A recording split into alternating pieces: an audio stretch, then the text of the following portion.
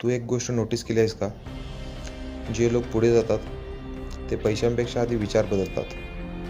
Pour mindset वगैरे असं काही नसतं. तो विचारांचा पॅटर्न असतो.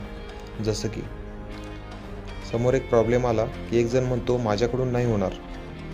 मग दुसरा विचारतो ठीक आहे, आता काय करता येईल? फरक इतकाच असतो.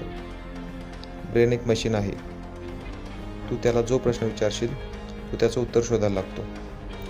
जर तू रोज विचारलंस माझ्यासोबत असं का होतं, तर तुला कारण सापडतील.